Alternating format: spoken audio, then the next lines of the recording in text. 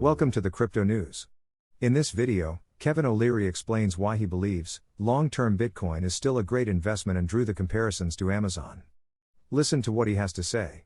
I give an example that everybody can relate to because in the early years of Amazon 18 years ago, I was a shareholder both in the equity and in the preference shares they used to have in those days.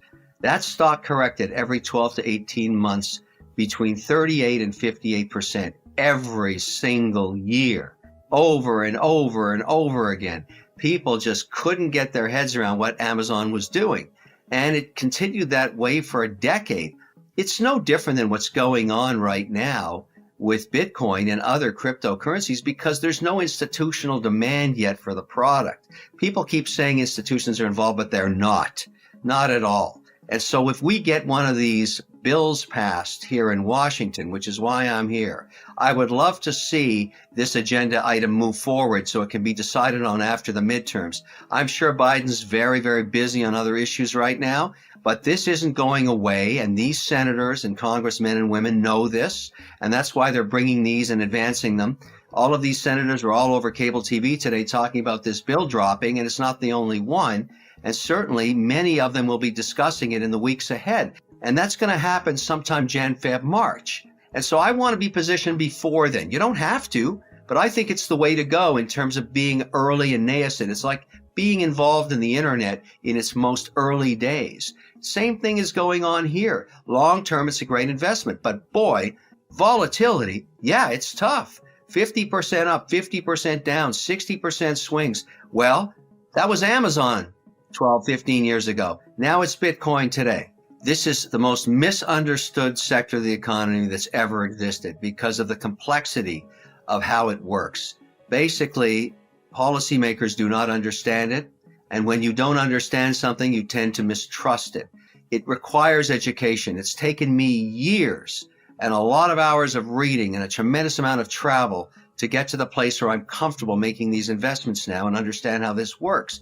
But that's not easy to do. And the whole idea of a centralized and decentralized wallet, very many people don't understand the differences between it. And yet you need both in the crypto environment. You really want both. And one of the biggest investment theses I have about investing in WonderFi was it gave me both. There's a decentralized wallet, there's a centralized wallet, and I don't want to lose those customers. If all of a sudden you started by setting yourself up on BitBuy, which is the Canadian regulated centralized wallet, and all of a sudden you decided you want to have a decentralized wallet with your NFTs in it, I don't want to lose you as a customer. I spent hundreds of dollars acquiring you. I want to offer both with a know your customer platform that provides the compliance. And that's what they're building up there in Canada. And that software itself and all the millions of dollars of development they're doing is going to be cookie cutter for other markets, like potentially the Middle East or South America or Switzerland or England. That's the whole idea of being part of these things and pushing these projects forward. But it's education that's holding everybody back. We've got to simplify this stuff. Most people, the first time that try and set up a decentralized wallet on, let's say, MetaMask, lose their money because they don't know about security of the passphrase. And that's an important lesson to learn. And that's why I tell people, start with $200. Don't go crazy. Figure this stuff out slowly. Learn about security. Learn about password protocols. Learn about centralized versus decentralized. Check it out slowly.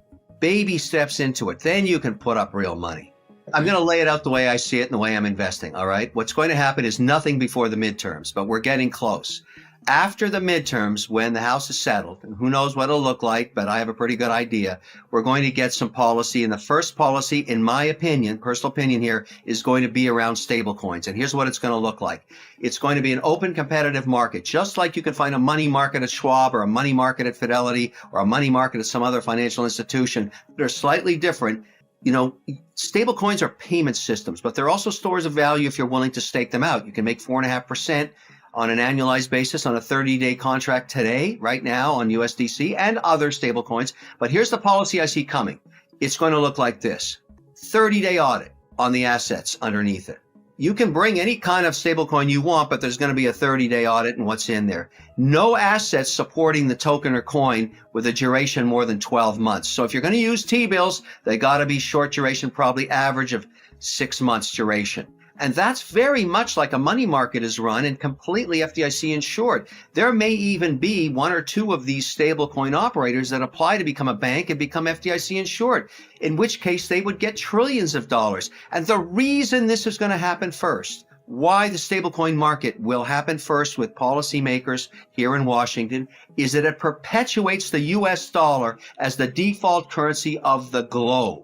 When we get that worked out, the US dollar becomes king dollar in perpetuity. Even other countries, even other sovereigns are willing to bring tokens out backed by the US dollar because they know in terms of attracting people to use them and store them and save them, they got to have the king dollar. And this is why policymakers should get off their you-know-whats and get this thing done, because we don't want the Chinese doing that with the yuan. I would never buy the Chinese yuan as a stable coin. Why? Because I know they're watching it. I don't want them watching my dollars. And I don't trust that currency. I trust the US dollar. So I wouldn't like to find out the Swiss franc did that before us. We got to get this thing done and make the US dollar king dollar all around the world. Everybody will be happy with a product that is backed by the US dollar one-to-one, is liquid, transparent. You can transfer immediately with a full ledger. And finally, I could say to my compliance department, look, we finally have policy. Let me go to a 10% weighting in this as opposed to locking me down at 5%. And they probably could get there because they may consider it a cash equivalent at some point.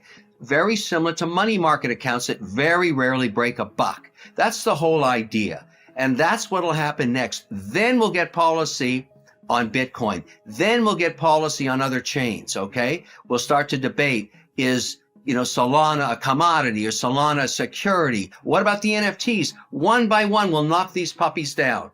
And that's the way it should be. But we don't want to try and solve everything all at once. We'll never get it done. We'll never get it done. One thing at a time. Let's start with stablecoins. I have bad news for you. If you're not rich by now, you're screwed. And if you're in debt, you're even double screwed. How so, you might wonder? Well, the sad truth is that you're working your whole life to make someone else rich. The mega corporations, the banks, the politicians, everyone is getting richer. They get your money.